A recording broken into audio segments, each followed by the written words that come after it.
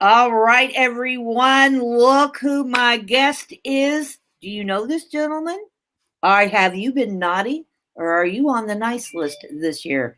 This gentleman is kind of gonna tell you, So I'm excited. Welcome, Santa Claus. Ho, ho, ho. It's great to be with you today. How cool is it that I get to be one of the only filled person on the planet who actually gets to talk to the real Santa Claus?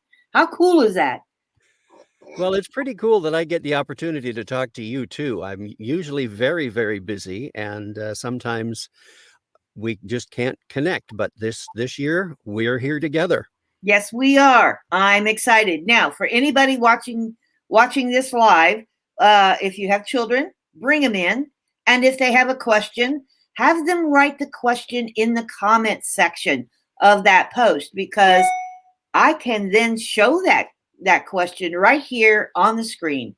So encourage your kids. Come on, bring them in, and Santa's willing to talk to them and bring some happiness. Let's see if we can share that holiday spirit and the holiday joy. Okay, Santa, tough question at the very beginning. All right. Where did you come from? How did Santa become Santa? Oh, my goodness. That goes back a very, very, very long time. I was a toy maker in Northern Europe as a youngster. Um, I worked with a friend of the family who was a toy maker. And as I grew older, I started making toys and gave them away to the kids in the village that I lived in, or the village that I lived near. We weren't right in the village. And the fellow who taught me how to make toys was actually a woodcutter. So he would cut down trees for wood for fireplaces and for cooking because we didn't have all the amenities that we have now. Right. And over the years, I made more and more toys, and more people asked for toys. And I just simply started delivering them further and further and further. And then it just developed into me becoming Santa Claus. And there's a long story that goes along with it. And if you're really interested in finding the whole story, it's a book entitled The Life and Adventures of Santa Claus by Frank Baum, Baum. Yes. And he hit the nail on the head pretty close. Well, isn't he also the author of my favorite poem, "'Twas the Night Before Christmas"? Actually, no, that was Clement Moore. Frank Baum wrote The Wizard of Oz.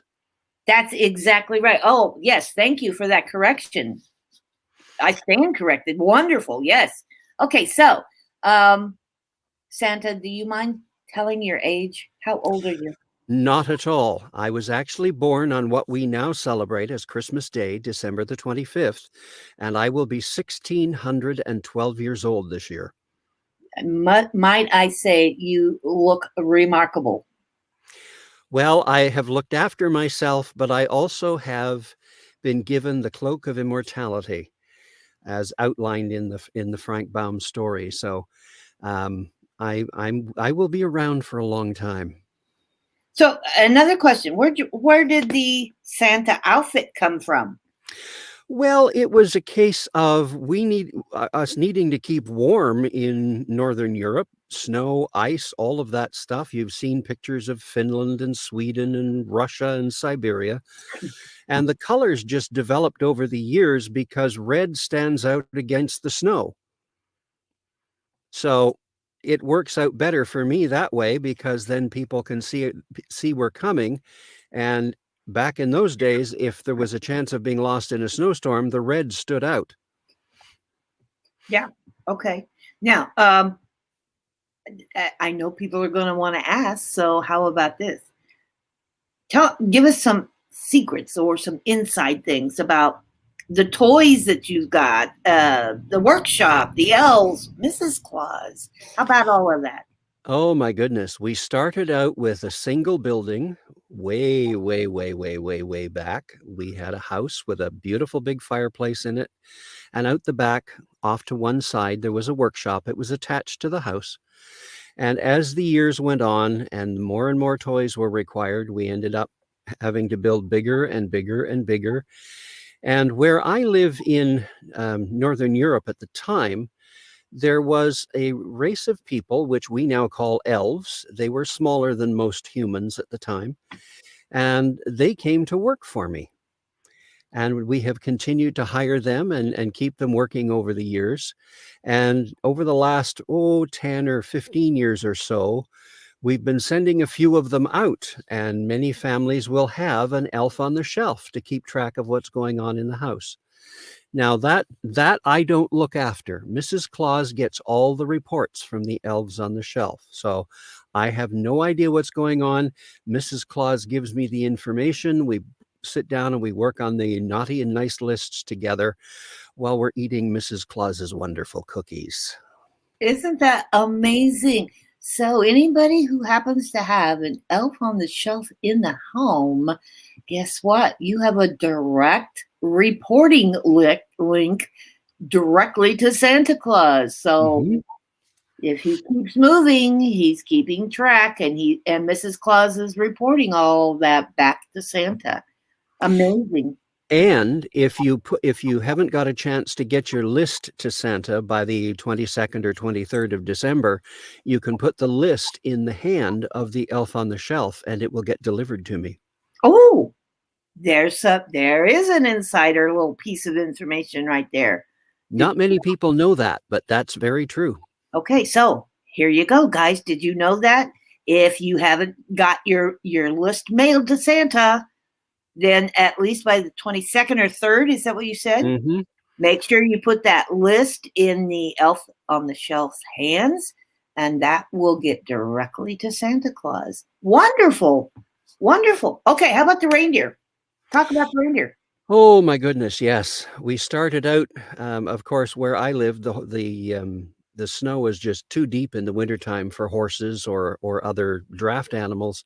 So we hooked the reindeer in because they can walk on top of the snow or walk just slightly under the top of the snow, and it's not nearly as difficult for them. And with the sleigh, we have the ability to sit on top of the snow. If we're walking, we use snowshoes.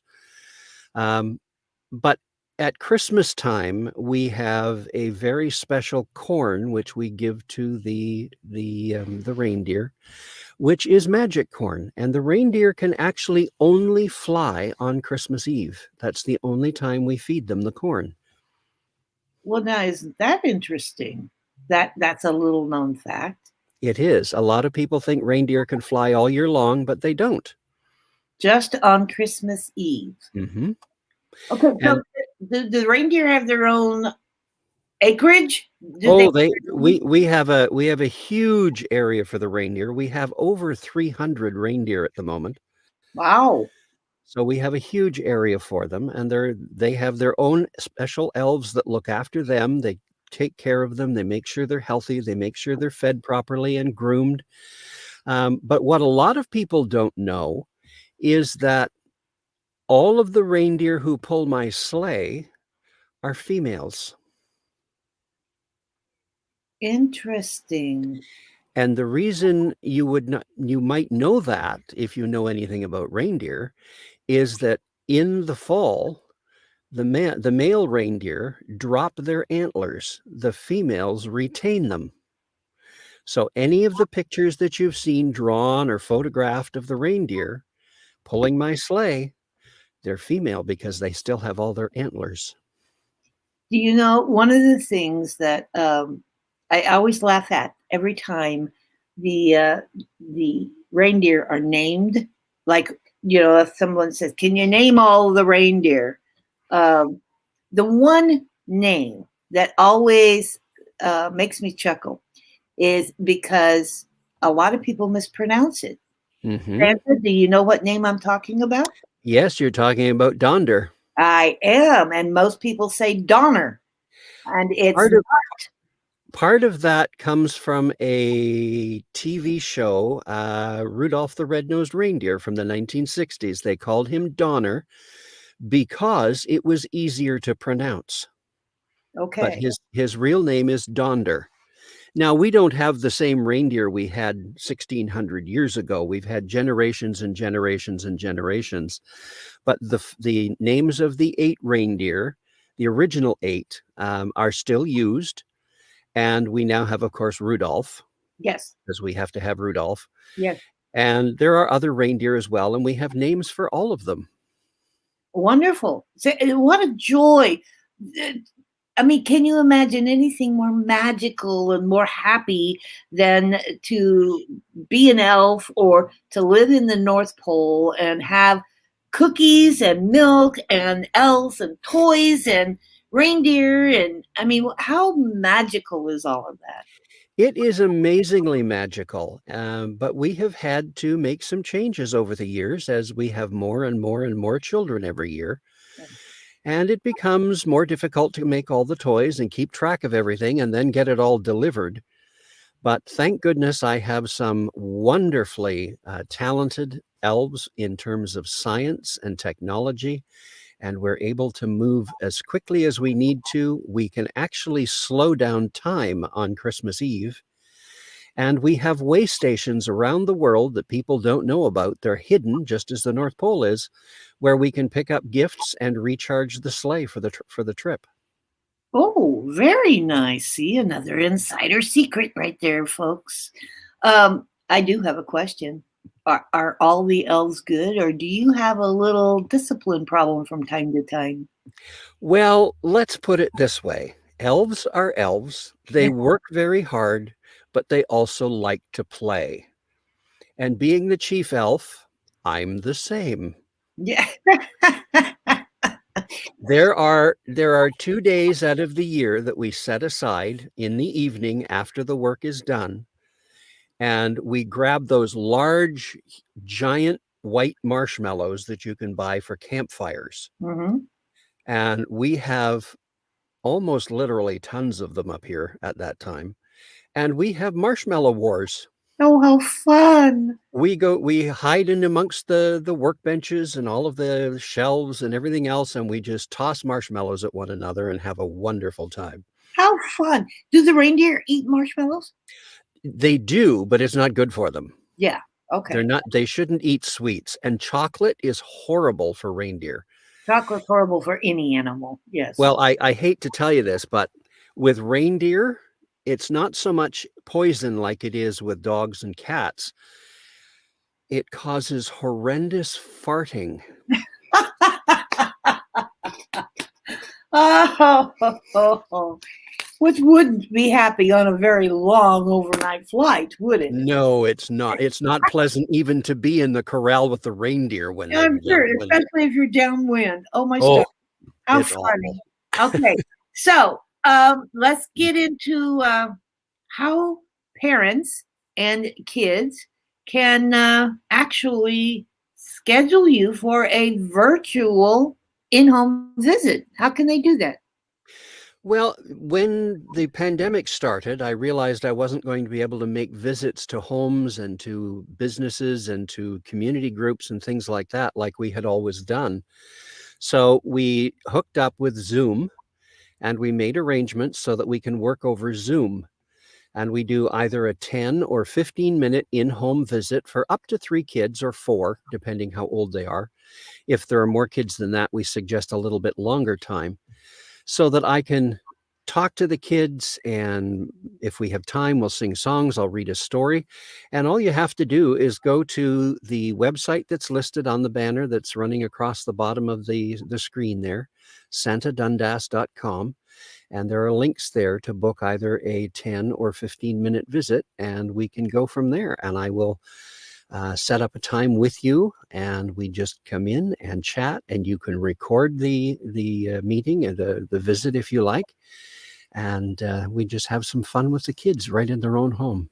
Now, is there a deadline that you can, because I know you're going to be busy getting ready for Christmas Eve. So is there a deadline? Well, I'm currently booked up past the 19th, from the 20th of December on, because of already booking. People have already booked, and because of the fact that we're prepping to go out on Christmas Eve, I don't take any visits. But up till that point, I do have some availability, Okay. and I would suggest the sooner you book, the better the chances of getting the day and time you want. Which is always smart to plan Mhm. ahead and get things done out of the way. Through the Okay, day, through the day and weekdays is usually easier, and we can accommodate pretty much any time zone around the world. So wonderful. we can work something out to make sure that we can get to you in an appropriate time. Occasionally, I will do a visit on Christmas Day. Last year, I had two families from the UK, one in England, one in Wales, ask me if I would visit on Christmas Day because their children had come out of long stays in hospital and would be recovering at home. So I dropped in for 10 minutes at dinner time. So they were having their Christmas dinner, and Santa arrived so that he could chat with them and welcome them home for Christmas. How wonderful. My last question before we close out. Why is Santa important? Oh my goodness. That is a huge question. And there are a lot of people who believe in Santa, and there are a lot of people who don't believe in Santa. And there are some religious and political groups that don't like Santa as a person. But Santa is extremely important as a symbol of working together, getting along, helping one another, and helping to make the world a better place for all of us.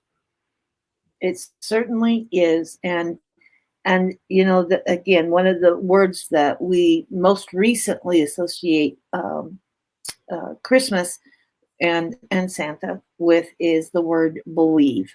And I Hmm. happen to be a very strong advocate of that word because magic happens anywhere. All you got to do is believe. That is very true. And even if you can't believe in Santa Claus for whatever reason, and there are those who can't, at least believe in the spirit of making the world better by working more with the people around you. Correct. It is all about humanity and it is all about helping one another. Hmm. Okay. Exactly. Exactly.